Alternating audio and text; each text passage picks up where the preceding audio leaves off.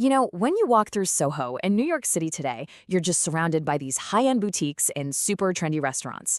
But right under your feet, beneath all that modern gloss, there's a dark secret. It's a story of murder and injustice, and it's been festering for over 200 years.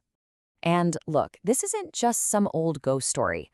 This is one of the first and most shocking true crime scandals in all of American history.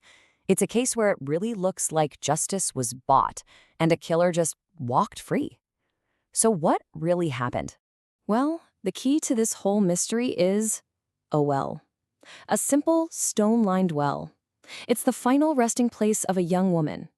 And it's the epicenter of a story that has, quite literally, haunted New York for centuries. So let's start at the beginning. Our story kicks off way back in the winter of 1799. New York City is freezing, it's covered in snow, and a young woman is about to make a choice that is going to seal her fate.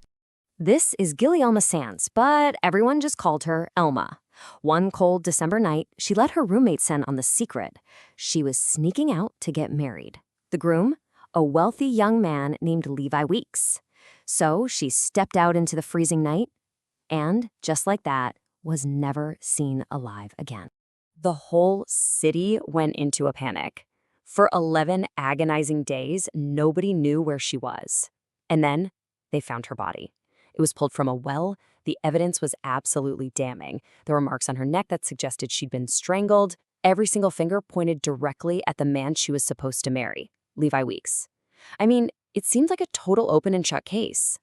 But this is where the story takes a hard left turn from a simple murder mystery into one of the most bizarre legal spectacles in American history. The defense team that was put together for Levi Weeks was, frankly, unbelievable. You see, Levi's brother wasn't just anybody. He was a powerful, very wealthy developer with deep pockets and even deeper connections. And he didn't just hire any lawyer. He put together a legal dream team. Or maybe a nightmare team, depending on how you look at it. And get this is the truly unbelievable part. The defense lawyers were Alexander Hamilton and Aaron Burr. Yes, that Hamilton and Burr, two of the most famous and bitter political enemies in the history of the country. These are men who would eventually face each other in a fatal duel. And here they are, standing side by side to defend a guy everyone was convinced was guilty. So with that kind of legal and political firepower in the room, the trial was never going to be just about the facts, was it? No. It became a masterclass in how wealth and influence can bend justice completely out of shape. Hamilton and Burr were just relentless. They used their huge public stature to intimidate witnesses, and they skillfully twisted the entire narrative. They argued deep into the night, just wearing down the prosecution, manipulating the jury with brilliant and honestly terrifying legal maneuvers. After this marathon trial, filled with legal fireworks from two of the nation's founders, the case finally went to the jury. The whole city held its breath, just waiting for what seemed like an inevitable guilty verdict. They didn't have to wait long at all. The jury came back after only 5 minutes. Just 5. The verdict was swift, and it was stunning. Not guilty. Levi Weeks, the man who walked Elma Sands into the night she never came back from, was now a free man. The courtroom just exploded. The public was absolutely outraged, totally convinced that justice had been bought and paid for. Riots almost broke out in the streets as people screamed that the verdict was a complete sham, sold to the highest bidder.